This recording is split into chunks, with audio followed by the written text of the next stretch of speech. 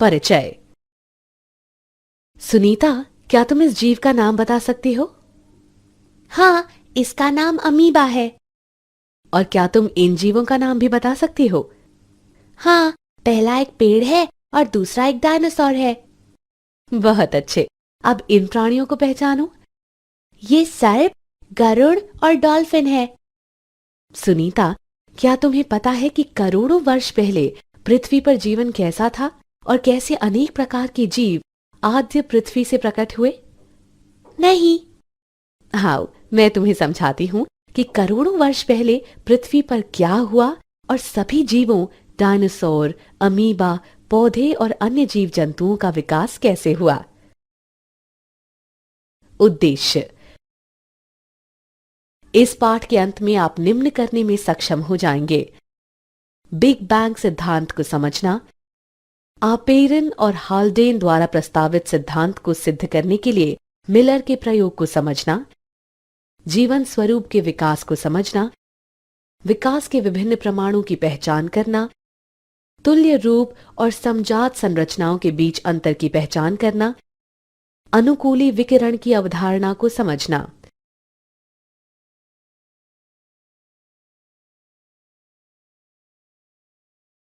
Big bang सिद्धांत। Big bang सिद्धांत ये बताता है कि ब्रह्मांड की शुरुआत में क्या हुआ। इस सिद्धांत के अनुसार एक महाविस्फोट से ब्रह्मांड का विस्तार हुआ। इस प्रकार तापमान में कमी आई। कुछ समय बाद हाइड्रोजन और हीलियम गैस से बनी, उसके बाद अन्य गैसों का निर्माण हुआ। ये गैसें गुरुत्वाकर्षण के कारण संघनीभूत हुईं और आकाश गंगाओं का गठन हुआ। मिल्की वे आकाश गंगा के सौर मंडल में पृथ्वी की रचना 4.5 बिलियन 450 करोड़ वर्ष पूर्व हुई थी।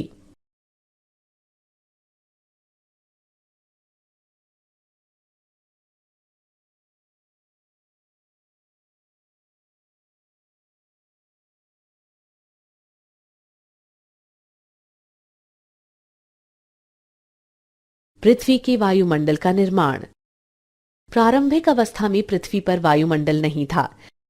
पृथ्वी की सतह गलित पदार्थों से निर्मुक्त हुई जल वाष्प, मीथेन, कार्बन डाइऑक्साइड तथा अमोनिया द्वारा ढकी थी। सूर्य से आने वाली पराबैंगनी किरणों ने पानी को हाइड्रोजन और ऑक्सीजन में विखंडित कर दिया। ऑक्सीजन ने अमोनिया और मीथेन के साथ मिलकर जल और कार्बन डाइऑक्साइड की रचना की। परिणाम स्वरूप ओजोन परत का गठन हुआ। जब तापमान कम हुआ तो जल वाष्प बरसात के रूप में बरसे और महासागरों की रचना हुई। पृथ्वी की उत्पत्ति के लगभग 500 मिलियन वर्ष बाद जीवन प्रकट हुआ।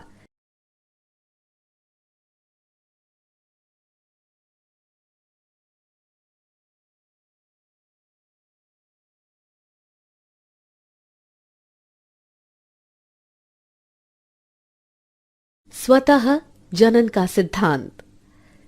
पूर्व ग्रीक विचारकों के अनुसार स्पोर नामक जीवन की इकाई विभिन्न ग्रहों में स्थानांतरित हुई। लुई पाश्चर ने प्रायोगिक रूप से ये प्रदर्शित किया कि जीवन पहले से विद्यमान जीवन से ही निकल कर आता है। ये स्वतः जनन नामक सिद्धांत था। उन्होंने अपने सिद्धांत को निम्नानुसार सिद्ध करने के लिए 2 फ्लास्कों का उपयोग किया। जीवन की उत्पत्ति का आपेरन हाल्डेन सिद्धांत। आपेरन और हाल्डेन के अनुसार रासायनिक विकास के बाद जीवन का निर्माण हुआ। जीवन का विकास महासागरों में हुआ जब वायुमंडल में H2, H2O, NH3, CH4 और CO2 की कमी थी, लेकिन मुक्त O2 नहीं थी। कार्बनिक यौगिक पराबैंगनी प्रकाश ऊर्जा द्वारा गैर जैविक रूप में संश्लेषित किए गए। बिना मुक्त O2 के उनका ऑक्सीकरण किया गया। ये कार्बनिक अणु स्थिर होकर गर्म तनु शोरबे में संचित हो गए। इन अणुओं ने नष्ट होने से बचने के लिए अपने चारों ओर एक झिल्ली का निर्माण किया। ऐसे कोशिकांगों ने रसायनों का अवशेषण, वृद्धि, विभाजन किया और अपने चारों ओर मौजूद कार्बनिक अणुओं के किण्वन द्वारा ऊर्जा प्राप्त की। इस प्रकार प्रथम जीवन स्वरूप की उत्पत्ति हुई।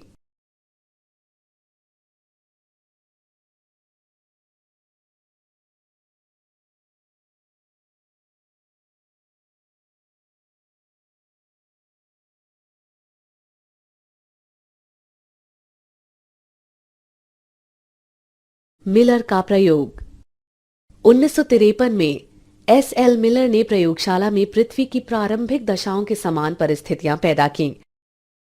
उन्होंने CH4, H2, NH3 और जल वाष्प युक्त बंद फ्लास्क में 800 डिग्री सेल्सियस पर विद्युत डिस्चार्ज उत्पन्न किया।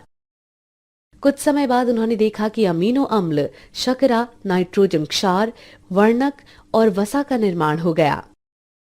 ये प्रयोग इस बात का समर्थन करता है कि रासायनिक विकास के बाद जीवन की रचना हुई।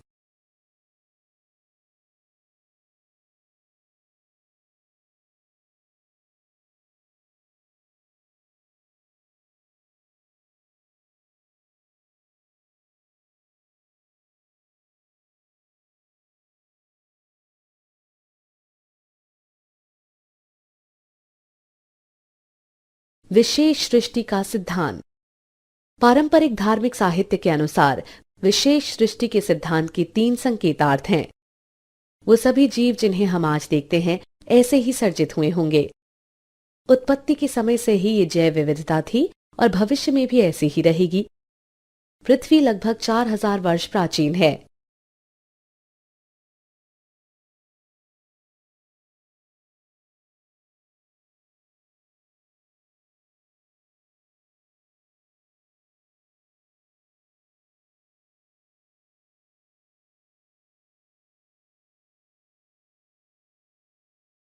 जीवन स्वरूप के विकास पर चार्ल्स डार्विन का सिद्धांत। चार्ल्स डार्विन ने निष्कर्ष निकाला कि विद्यमान सजीव कामोवेश आपस में समानताएं तो रखते ही हैं, बल्कि उन जीव रूपों में भी समानता रखते हैं जो करोड़ों वर्ष पूर्व के समय विद्यमान थीं।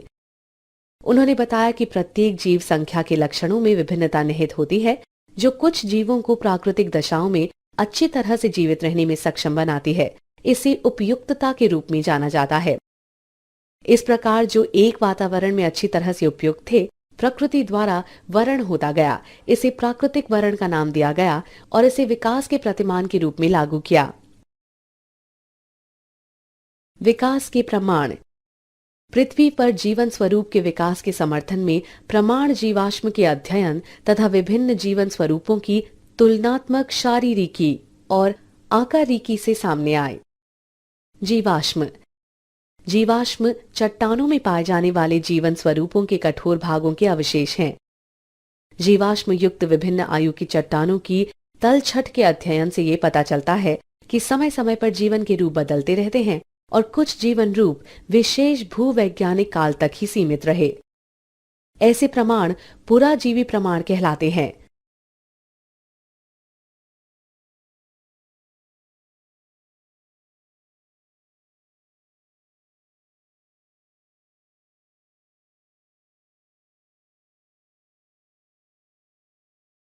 समजात संरचनाएं।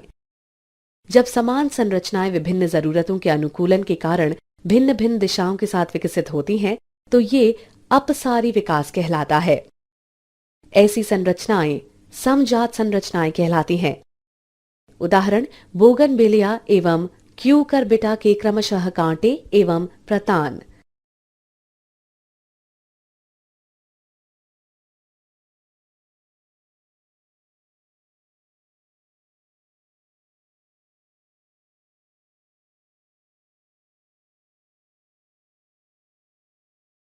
तुल्य रूप संरचनाएं। जब विभिन्न संरचनाएं समान कार्यों के लिए विकसित होती हैं, तो ये अभिसारी विकास कहलाता है। ऐसी संरचनाएं शरीर विज्ञान की दृष्टि से असमान होती हैं, भले ही उनके कार्यकलाप समान हो। ये तुल्य रूप संरचनाएं कहलाती हैं। उदाहरण पेंगुइन और डॉल्फिन मछलियों के पक्ष।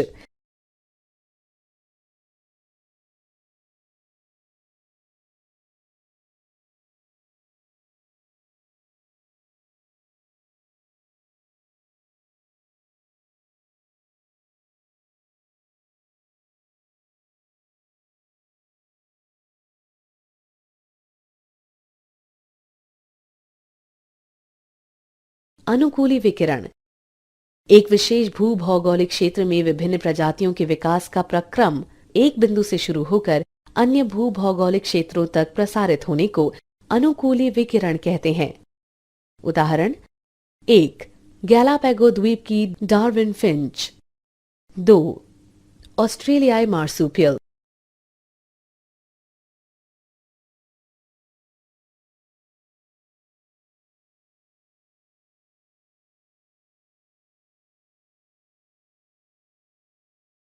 क्या आप जानते हैं विकासात्मक आनुवांशिकी, जीवाश्मिकी और विकास परक विकासात्मक जीव विज्ञानी की उन्नति से ये पता चलता है कि प्रजनक प्रकर्मों और जंतुओं में कोशिका प्रकार विनिर्देश तंत्रों के कारण अनेक संरचनाएं स्वतंत्र रूप से विकसित होती हैं, न कि पहले से मौजूद जीवन रूपों से।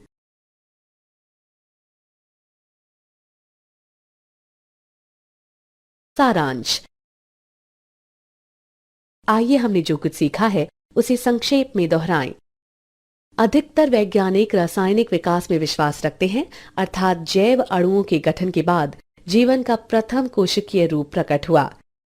चार्ल्स डार्विन ने निष्कर्ष निकाला कि विद्यमान सजीव कमोवेश आपस में समानताएं तो रखते ही हैं, बल्कि उन जीव रूपों में भी समानताएं रखते हैं जो करोड़ों वर्ष पूर्व के समय विद्यमान थीं। जीवाश्म चट्टानों में पाए जाने वाले जीवन स्वरूपों के कठोर भागों के अवशेष हैं। समान संरचनाएं जो भिन्न भिन्न कार्य करती हैं, समजात संरचनाएं कहलाती हैं। शारीरिक रूप से असमान संरचनाएं समान कार्य करती हैं, तुल्य रूप संरचनाएं कहलाती हैं।